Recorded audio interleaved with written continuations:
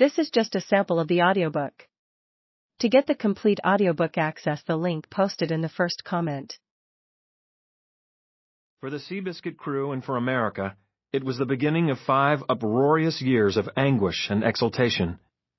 From 1936 to 1940, Seabiscuit endured a remarkable run of bad fortune, conspiracy, and injury to establish himself as one of history's most extraordinary athletes.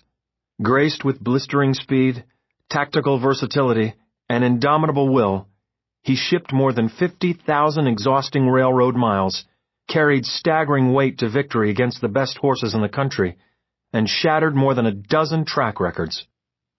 His controversial rivalry with Triple Crown winner War Admiral culminated in a spectacular match race that is still widely regarded as the greatest horse race ever run.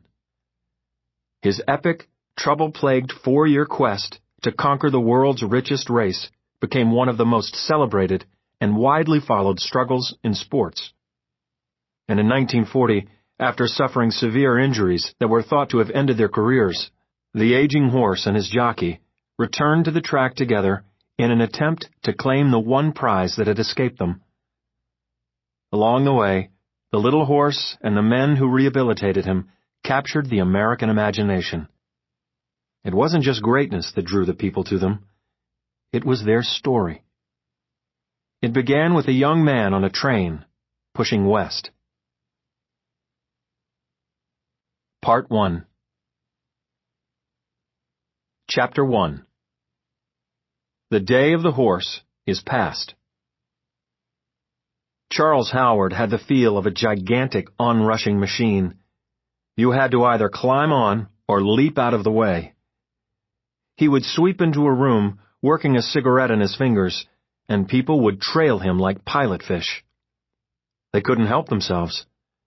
58 years old in 1935, Howard was a tall, glowing man in a big suit and a very big Buick.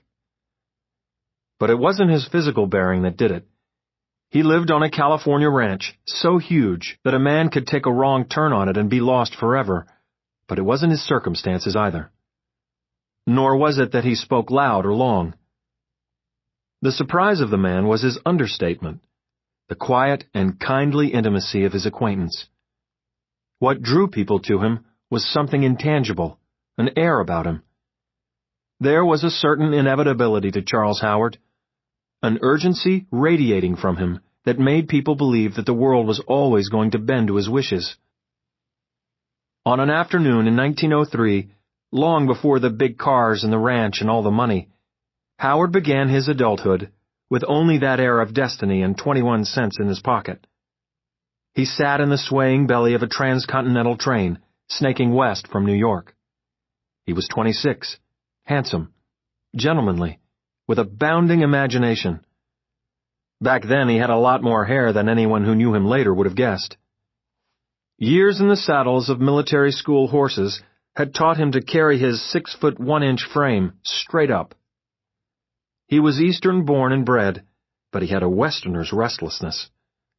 He had tried to satisfy it by enlisting in the cavalry for the Spanish-American War, and though he became a skilled horseman, thanks to bad timing and dysentery, he never got out of Camp Wheeler in Alabama.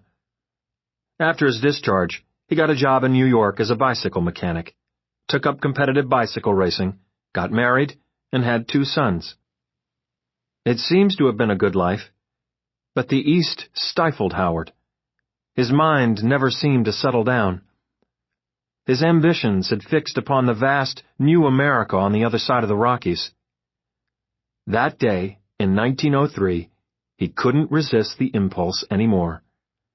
He left everything he'd ever known behind, promised his wife Fannie Mae he'd send for her soon, and got on the train. He got off in San Francisco.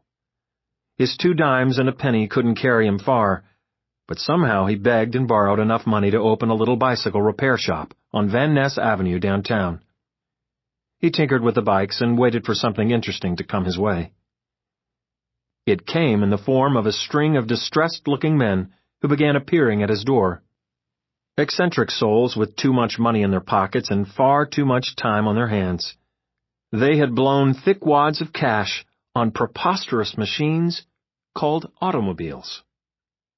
Some of them were feeling terribly sorry about it. The horseless carriage